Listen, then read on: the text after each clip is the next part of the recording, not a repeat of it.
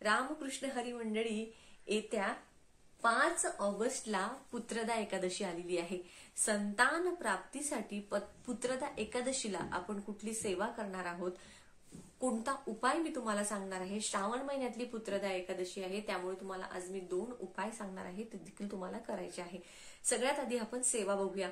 सकाळी बघा, लवकर उठायचं. तुम्हाला पती पत्नीने सोबत ही सेवा केली तर अतिशय उत्तम. या दिवशी जर तुम्हाला व्रत ठेवणं शक्य झालं तर आवर्जून तुम्ही एकादशीचं व्रत हे करायलाच पाहिजे. आणि एकादशीचं व्रत हे फळं वगैरे खाऊन केलं जातं, दूध वगैरे घेऊन केलं जातं. तर बघा, सकाळी तुमची देवपूजा वगैरे झाल्यानंतर तुम्हाला देवघरासमोरच बसायचं आहे. एक पाट तिथे ठेवायचा आहे. त्या पाटावर तुम्हाला पिवळं कापड टाकायचं आहे. आता बघा, तिथे एक तुम्ही तुपाचा दिवा लावून घ्यायचा आहे. आणि तुमच्या घरामध्ये जर विष्णू आणि लक्ष्मी मातेचा सोबतचा फोटो असेल तर तो तिथे ठेवायचा.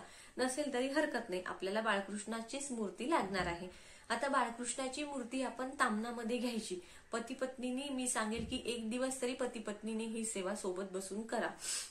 बाळकृष्णाची मूर्ती तामणामध्ये घ्यायची आणि आपल्याला पंचामृताने, स्वच्छ पाण्याने बाळकृष्णाला अभिषेक करायचा. आधी स्वच्छ पाणी, नंतर पंचामृत आणि परत स्वच्छ पाणी. तर बघा, दिवा आधी प्रज्वलित करून घ्यायचा. बाळकृष्ण तुम्ही तामणामध्ये घेतलाय तर 16 वेळा पुरुष सुक्त आणि 1 वेळा श्री सुक्त तुम्हाला म्हणायचं आहे आणि अभिषेक करायचा आहे. आणि नंतर स्वच्छ पुसून बाळकृष्णाची मूर्ती तुम्हाला पाटावरती ठेवायची. बघा, आता तुम्ही जर अभिषेक करत असताना शंखाने जर बाळकृष्णाच्या मूर्ती, शंख जो असतो ना, त्या शंखाने जर बाळकृष्णाच्या मूर्तीवर अभिषेक केला तर अतिशय उत्तम राहील. नाहीतर तुम्ही गळती ठेवली तरीही चालेल किंवा मग चमच्याने केला तरीही चालेल, काही हरकत नाही. पण जास्त प्रभावी बाळकृष्णाला शंखाने जर तुम्ही केला तर अतिशय उत्तम राहील. त्यामुळे मी तरी तुम्हाला सांगेल की तुम्ही शंखानेच तो अभिषेक करा. अभिषेक करत असताना 16 वेळा पुरुष सुक्त, 1 वेळा श्री सुक्त तुम्हाला म्हणायचं आहे. तुम्ही प्राकृतमध्ये म्हणू शकता, तुम्ही संस्कृतमध्ये, तुम्हाला जसं जमेल तसं तुम्ही म्हणू शकता. नित्यसेवेच्या पुस्तकामध्ये आहे, पण जर तुमच्याकडे हे पुस्तक नसेल तर तुम्ही गुगलवरून देखील डाउनलोड करू शकता. तर बघा, आता असा बाळकृष्णाचा अभिषेक झाला तर तुम्हाला बाळकृष्णाला मंजिरी देखील अर्पण करायची आहे, तुळशीचं पान अर्पण करायचं. पण एकादशीच्या दिवशी आपण तुळशीला हात लावत नाही, तिचा उपवास असतो. त्यामुळे आपण आदल्याच दिवशी तुळशीचे पानं आणि मंजिरी तोडून ठेवायची. त्याचबरोबर बाळकृष्णाचा आवडता म्हणजे लोण्याचा गोळा, ते तुम्हाला देखील प्रसाद म्हणून तिथे ठेवायचा आहे. आणि बघा, ही आपण जो अभिषेक करून झाला त्यानंतर आपल्याला संतान गोपाल मंत्राचा जप करायचा आहे. तुळशीच्याच माळेने जप करायचा. आणि तुम्ही संतान गोपाल मंत्र सुद्धा या नित्यसेवेच्या पुस्तकामध्ये दिलेला आहे. देवकी सुतम गोविंदम वासुदेव जगतपते देही मे तनय कृष्ण त्वामह शरणागता. हा जो मंत्र आहे हा मी तुम्हाला स्क्रीनवर देईल. तो तुम्ही मंत्र 108 वेळा किंवा तुम्हाला जमेल तेवढ्या 5 माळी तुम्हाला हा जप करायचा आहे. मिस्टरनी 5 माळी केल्या, तुम्ही 5 माळी केल्या चालेल तरीही चालेल, किंवा मग 1 केली तरीही चालेल. पण 5 माळी हा तुळशीच्याच माळेने तुम्हाला जप करायचा आहे. कुठला? संतान गोपाल मंत्राचा. आता बघा, तुम्हाला मंत्र म्हणून झाल्यानंतर फलश्रुती म्हणायची असते. तर बघा, आपल्याला आरती देखील करायची असते भगवान विष्णूंची, म्हणजेच बाळकृष्णाची आरती, कर्पूर आरती तुम्हाला करायची आहे. आता बघा, तुम्हाला उपाय सांगते. तुम्हाला तिथे काय करायचं आहे, एक जोडलेलं केळ, म्हणजे अशी जोडलेली केळी जशी स्क्रीनवर दिसतंय ना, तसं केळ तुम्हाला आदल्या दिवशीच बाजारातून विकत आणायचं आहे आणि त्याचा नैवेद्य तुम्हाला बाळकृष्णाला दाखवायचा आहे. बघा, तुम्हाला तो त्याच दिवशी नाही खायचा आहे, तुम्हाला तो दुसऱ्या दिवशी, म्हणजेच आपण दशमी, एकादशी आणि बारस म्हणजे द्वादश, त्या दिवशी तुम्हाला तो खायचा असतो. तर त्यात ते जे जोडलेलं केळ असतं तर तुम्ही त्यातलं एक गाईला खायला घालायचं असतं आणि एक जे आहे ते पती पत्नीने मिळून खायचं असतं. पूर्वेलाच तोंड करून बसायचं असतं आणि पूर्वेला तोंड करूनच दुसऱ्या दिवशी सकाळी आंघोळ वगैरे करून पूर्वेला तोंड करून पती पत्नीने ते आपल्या मनातली इच्छा भगवान विष्णूंना कडकडून सांगून ते खायचं असतं. तर बघा, हा झाला एक उपाय जो तुम्हाला करायचा आहे. म्हणजे काय, ते केळ आणून ठेवायचं आहे, ते अर्पण करायचं आहे. आणि आणखी एक, तुम्ही जेव्हा अभिषेक करून बाळकृष्णाला जेव्हा गंध, अक्षदा, फुलं वाहणार आहात, त्यांच्यासाठी तुम्ही आवर्जून त्यांना पिवळ्या रंगाचा ड्रेस घातला तर अतिशय उत्तम. त्याचबरोबर तुम्ही जर त्यांना बासरी बासुरी जर आणून ठेवली, लाकडाची म्हणा किंवा छोटी अशी आणून जर ठेवली तरी सुद्धा चालेल.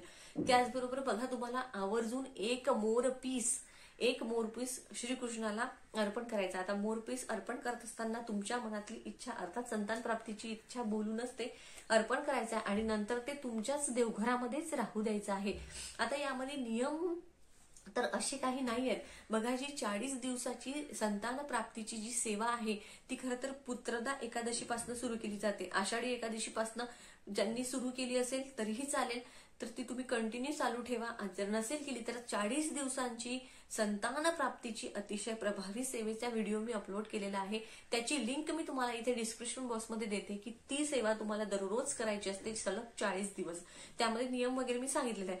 पण आजचं जे आहे ते फक्त एका दिवसासाठी, म्हणजे फक्त पुत्रदा एकादशीच्या दिवशी काय सेवा करायची ते मी आज तुम्हाला या व्हिडिओमध्ये सांगितलंय. तर काय, आपल्याला अभिषेक करायचा आहे, लोण्याच्या गुळाचा नैवेद्य दाखवायचा आहे, श्रीकृष्णाला बासुरी, त्याचबरोबर पिवळ्या रंगाचा ड्रेस, एक मोरपीस आणि जुडवा केळं. जुडवा जर केळं तुम्हाला बाजारात मिळालं नाही तर तुम्ही एका दांडीला असलेले 2 केळं देखील आणू शकता. पण शक्यतो जोडलेली केळं आणा आणि ते तुम्हाला दुसऱ्या दिवशी खायचं आहे हे सुद्धा लक्षात ठेवा. आता हे झाली एक सेवा आणि उपाय. आता दुसरं असं सांगते, श्रावण महिना सुरू आहे, अर्थात शिवपुराण कथेमधील हा उपाय मी जो आहे तो तुम्हाला सांगणार आहे. तुम्हाला शिवमंदिरात जायचं आहे, पुत्रदा एकादशीच्या दिवशीच जायचं.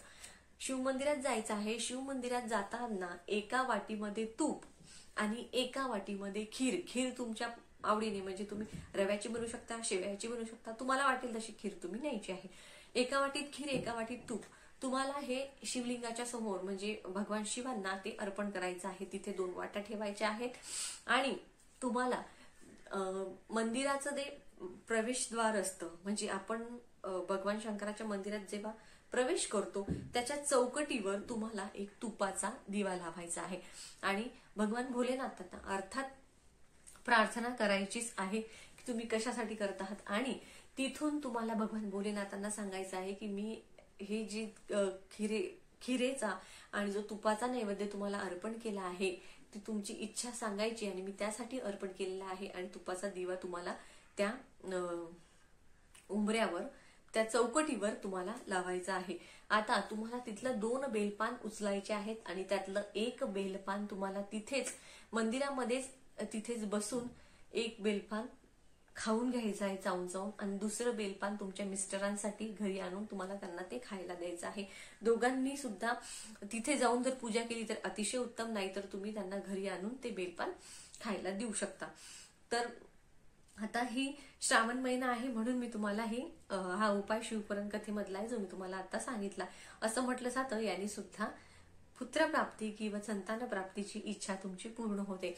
आता बघा, तुम्हाला मी जी भगवान विष्णूची म्हणजे बाळकृष्णाची जी सेवा सांगितली अभिषेक करताना, तर आधी तुम्हाला सांगायचं राहून गेलं की तुम्ही जेव्हा पूजेला बसणार, पूजेला बसण्याआधी संकल्प करायचा असतो. संकल्प कसा करावा, तर हातामध्ये 2 पळी पाणी घ्यायचं, फूल, अक्षदा, हळदी कुंकू, अक्षदा, फुलं आणि तुमचं इच्छा, तुमचं नाव, तुमचं गोत्र, म्हणजे गोत्र माहित असेल तर कश्यप म्हणायचं, तुमची इच्छा सांगायची, भगवान विष्णूंना प्रार्थना करायची आणि तो संकल्प तुम्हाला सोडायचा असतो आणि तुम्हाला नंतरच पूजा सुरू करायची असते. आता बघा, ज्या महिला 40 दिवसांची, खरं तर अतिशय प्रभावी अशी सेवा आहे 40 दिवसांची संतान प्राप्तीची, जी मी सांगितलेली आहे कशी करायची, त्याची लिंक मी तुम्हाला डिस्क्रिप्शन बॉक्समध्ये देते. तर तुम्ही खरंच या सेवेने खरंच महिलांना खूप चांगला अनुभव आलेला आहे आणि सेवा आहे, करून बघा. मी असं म्हणत नाही की तुम्ही तुमच्या ट्रीटमेंट सोडून द्या वगैरे. बघा, नशिबाची साथ असणं खूप जास्त गरजेचं असतं. आपण कितीही पैसा खर्च करतोय, निदान लागत नाहीये, तेव्हा आपल्याला भगवंताच्या साथीची, आपल्या नशिबाच्या साथीची गरज असते आणि त्यासाठीच आपल्याला सेवा, उपाय आणि उपासनाही करायची असते. म्हणून तुमचा दवाखाना तुम्ही सुरू ठेवा आणि त्याचबरोबर भगवंताचं नामस्मरण आणि भगवंताची साथ आपल्याला लाभावी त्यासाठी तुम्ही सेवा सुद्धा सुरू ठेवा. बघा, तुम्हाला खरंच खूप चांगला अनुभव येईल या उपायाने, या सेवेने.